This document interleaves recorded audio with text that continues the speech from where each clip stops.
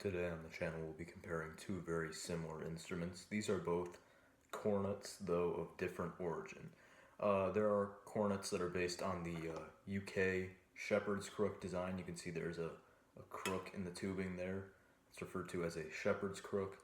And it's very small. It's very similar in size to an E-flat trumpet.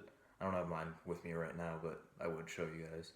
And then we're also looking at the American, as it's called, the long cornet. In fact, if I fetch my etude book real quick, you can see that the instrument on the cover is basically identical to this.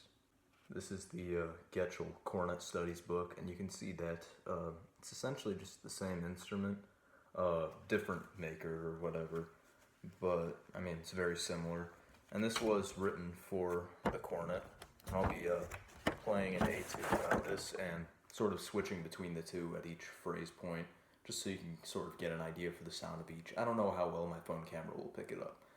For the sake of this demonstration, I'm going to use the same mouthpiece on both, and that's this Dennis Wick 2. I think it's what makes each of these sound the best that they can. So, without further ado, here is Getchell number 78.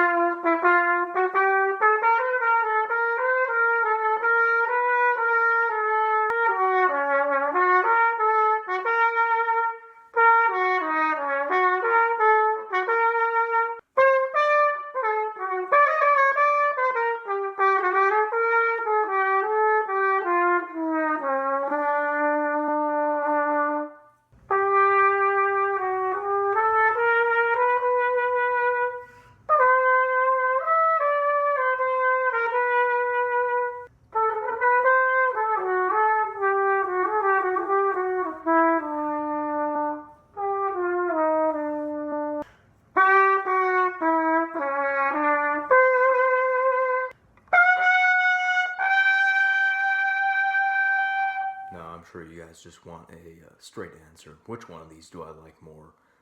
It's sort of hard to say, because there's a big difference between this very old instrument that has probably very little compression on the valves, and this new one that's, factory made, probably within the last decade.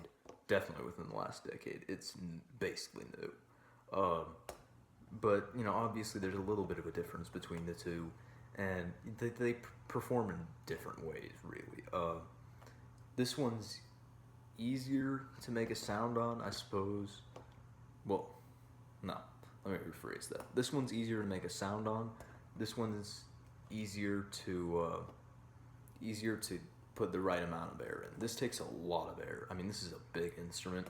Feels ginormous to play. Probably makes a better sound than this one, but this one, you don't have to blow like crazy. And, I'm not very good at doing that, so this is technically the more forgiving instrument.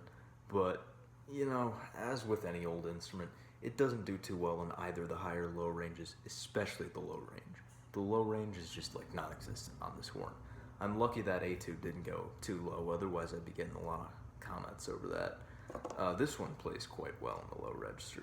And, in terms of high register, this one's acceptable, pretty mediocre from what I can tell. And this one's good, especially for a large horn. It's not like the fact that it is large completely stops the high register from happening, but it's still not, exceptional, like, I don't know, my Yamaha Bobby Shoe trumpet. But as for which one I like more, don't know, I guess I'm gonna have to go with the UK cornet. So before I go, I'd just like to provide some notes on each of these, where they're from, how they feel to play, and all that. So my American style cornet is made by a company called York. They were pretty popular in the 20th century. The serial number on this thing is in the 130,000s, so it's not that old. It's well, it is old, but not compared to some of their earlier instruments. This would probably be from the 40s or 50s if I had to put my best guess on it. Their charts sort of stopped after about 112,000, and that was 1938. So you'll have to forgive my sort of lack of a proper citation on that one. But this instrument is pretty light.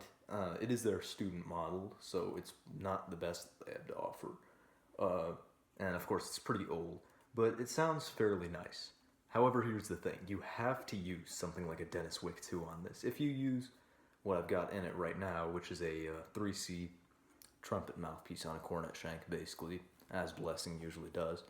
But if you use the 3C or something around that size, not a very deep cup or anything, it just does not sound good. Nothing locks in, nothing sounds right, nothing feels right at all. So I don't really know why that is, but if you do end up going with one of these, in order to make it sound tolerable, you'll have to get something like this for a mouthpiece. And that might be sort of a big adjustment for you to make. But yeah, when you use a big mouthpiece, it sounds pretty nice, and it feels a lot nicer. The slots still aren't the best. That's probably just because of the bad compression on the valves. I would assume that once an instrument is many decades old, it sort of loses the compression. And valves just weren't made to such tight tolerances back then. And I don't know, it's nice to play. It has a little bit of that flugelhorn, sort of airy, breathy sound that flugelhorn players have sought after. I'm fairly sure this used to be very popular in jazz. Sort of in small ensembles, I could definitely see this being used. This, on the other hand, is very traditional in its British style. You can fill this thing up with a ton of air. It feels twice as big as this. However, for someone like me, whose specialty is not putting a lot of air through their instrument, I'm not very good at blowing hard. I'm sort of more prone to things like double buzz and notes just fuzzing out completely on this instrument. So even though I get a fuller tone on it, I think it is considerably harder to play. So this is probably not the best idea for someone who's just starting. You could give them something like this and they might start off a little better, who knows. But in my opinion, it's probably got the more desirable of the two sounds. I don't know how well my phone camera is going to pick up on that, but I just prefer the UK cornet sound.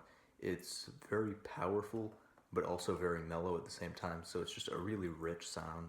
And I think that's what I've sort of tried to achieve all these years, and I didn't realize how much the instrument actually helps. I mean, this is not an expensive cornet. It's a John Packer.